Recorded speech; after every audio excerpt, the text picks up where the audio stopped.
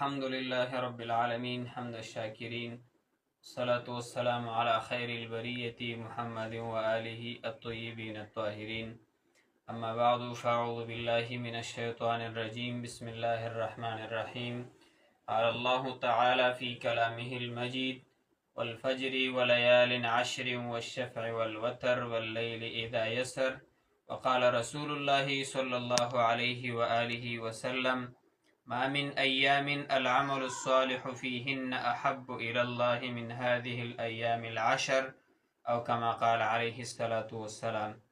قدرمندو مشرانو ځوانانو کشرانو، تاسو د ټولو دپاره ډیر یو اهم او ضروري پیغام مې راوړی دی، او هغه دا چې په دنیا کې زموږ او ستاسې ژوند او زندګي دا ډیره مختصره ده، کمه ده، لږه ده. دا چې زموږ او ستاسې ژوند او زندګي مختصره او لږه ده، د دې دپاره الله رب العزت زموږ او ستاسې د ټول انسانیت د کامیابۍ دپاره بعضې موقعې داسې پیدا کړي دي که چېرته موږ او تاسې په هغوی کې لږ عمل وکړو، الله رب العزت ډېرې بدلې پرې راکوي. لنډ معلومات زه در کومه د دغه شپو ورځو په باره کې چې د سبا نه شروع کېږي انشاءالله، چې هغه د ذوالحجې د میاشتې دا 10 شپې او ورځې دي. دې مبارکو شپو ورځو ته الله رب العزت ډېر زیات فضیلت ورکړی، ډېر مقام یې ورکړی، ډېر عزت یې ورکړی. او زه د قرآن او حدیثو مبارکونو درته ویم چې څومره لوی فضیلت الله ورکړی. که ورونو عمل مو په وکړلو او په دې باندې موږ او تاسې په دغه لاره روان شولو، په دې حدیث مو عمل وکړو، په دې آیات کریمه باندې انشاءالله ډېر خیر به الله موږ او تاسو ته رانصیب کړي.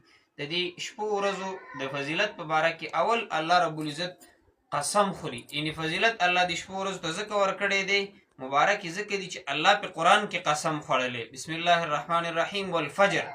الله رب العزت وی د ذوالحجې په سحر مې د قسم وي، او الله پاک په دغه 10 شپو باندې هم قسم خوړلی. ولیال عشر، په دغه 10 شپو ورځو باندې مې قسم وي. د ذوالحجې دا اوس د نن شپې نه چې کومې شروع کېږي او سبا ورځ ده، نن شپه ده، په دې باندې الله رب العزت قسم خوړلی. والشفع والوتر، په طاق او په جفت مې د قسم وي. علما فرمایي طاق نه مراد د عرفې ورځ ده، جفت نه مراد د اختر ورځ ده.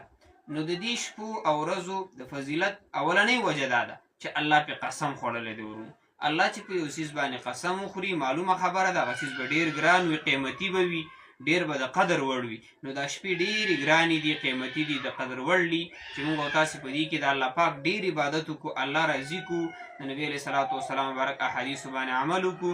انشاءالله رب العزت به موږ او تاسو ته ډېر خیر و برکت را نصیب کړي. دا اولنی فضیلت د قرآن پاک نه مې درته ویلي. دویم، دې شپو ورځو کې چې څوک عبادت کوي، د عبادت نه بل یو عمل هم الله رب العزت ته زیات خوښ او محبوب نه دی. نبی علیه السلام مبارک حدیث کې فرمایي ما من ایام العمل الصالح فیهن احب الى الله من هذه الايام العشر. په دغه 10 شپو ورځو کې د ذوالحجې په اولنۍ 10 شپو ورځو کې الله رب العزت ته د عبادت نه علاوه بل یو څیز هم زیات محبوب نه دی. یعنې څومره څیزونه چې دي دغه ټولو نه زیات الله په دې خوشحاله کېږي چې په دې شپو ورځو کې عبادت ورته وشي. نو راځئ چې موږ او تاسې په جمع باندې مونځونه شروع کړو، نارینه په جوماتونو کې، زنانه په کورونو کې 5 وخته پابندۍ سره مونځ د تلاوت اهتمام کوو، د الله پاک نه د مشکلاتو د حل کېدلو دعاګانې وغواړو. د چا څه قسمه پریشانۍ نه دي الله ته پیش کړو، عبادت باندې الله خوشحاله کېږي زیات په دې شپو ورځو کې. نو راځئ همدا عبادت الله ته وکړو، الله نه دعاګانې وغواړو، الله به پریشانۍ نه راته حل کړي انشاءالله الرحمن. یو صحابي نبی علیه السلام نه تپوس کوي ولل جهاد یا رسول الله، جهاد هم په دې شپو ورځو کې الله ته دومره خوښ نه دی څومره چې عبادت دی. نبی علیه السلام فرمایل او د جهاد نم زیات عبادت باندې، او د جهاد نم زیات الله رب العزت ته په دې شپو کې عبادت ډېر خوښ دی. هغه مجاهد چې په خپله باندې جنګېږي او خپل مال هم د الله پاک په لاره کې لګوي، دا مجاهد او دا جهاد بیا الله ته په دې شپو ورځو کې ډېر زیات خوښ دی. نو د دې اولنۍ 10 شپو ورځو فضیلت باره کې الله قسم وخوړلو قرآن پاک کې، نو دا ډېرې د برکت او د خیر نه ډکې شپې ورځې دي، او په عبادت پکې الله ډېر خوشحاله کېږي. ځوانانو مشرانو تکړه شي، مونځونو ته کار ووایي، مونځونه قضا نه کوي د خیره، کورونو کې زنانو ته ترغیب ورکوي چې هغې په کورونو کې پابندۍ سره د مونځ اهتمام کوي، تهجدو ته راپاڅېږي، خپل مونځونه کوي.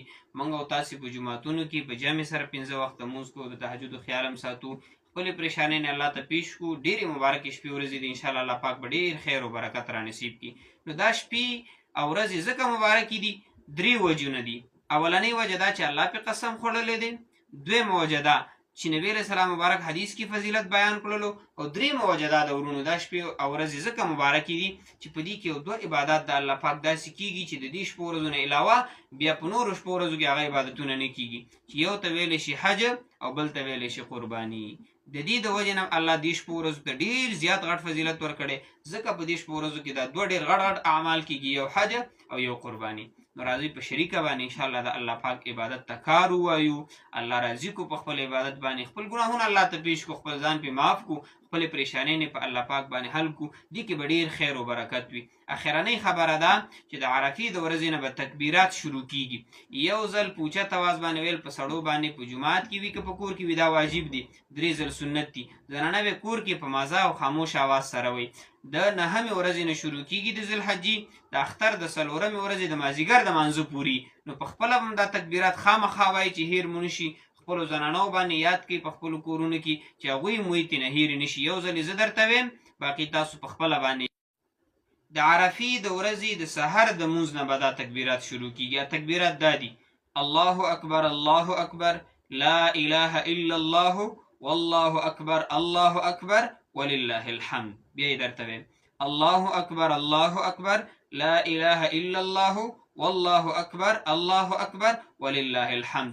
یو ځل په سړو باندې ویل واجب دي، که جومات کې وي که په کور کې وي اوچت اواز سره. 3 ځل ویل سنت دي، او په زنانو باندې هم لازم دي، خو هغوی به په خاموشۍ اواز سره وایي. د عرفې د ورځې یعنې را روانه جمعه نه، سبا نه بله ورځ جمعه نه، بله راتلونکې چې کومه جمعه ده د هغې ورځې د سحر نه به انشاءالله شروع کېږي. د جمعې د ورځې د سحر نه د اختر د 4مې ورځې د مازدیګر د مونځه پورې دا تکبیرات ویلم واجب دي. نو راځئ د عبادت هم انشاءالله ډېر خیال وساتو. الله رب العزت په خپل عبادت باندې راضي کو د خیره، چاته الله وس ورکړی قرباني مو کو د خیره، او د هغې نه علاوه د تکبیراتو هم ډېر خیال وساتو، ځکه دا واجب دي را باندې چې رانه پاتې نه شي. الله دې نه کړي چې ګناهګار نه شو. دا څو خبرې مې عرض کړلې، امید دی چې ملګري به ټول پوه شوي وي. دا ویډیو ځان سره مخکې د ثواب په نیت باندې شیر کړئ، په خپله هم پې عمل وکړئ. الله پاک دې اول ما ته بیا ټولو ملګرو ته په دغه یو څو خبرو باندې د عمل کولو توفیق را نصیب کړي. واخر دعوانا ان الحمد لله رب العالمین.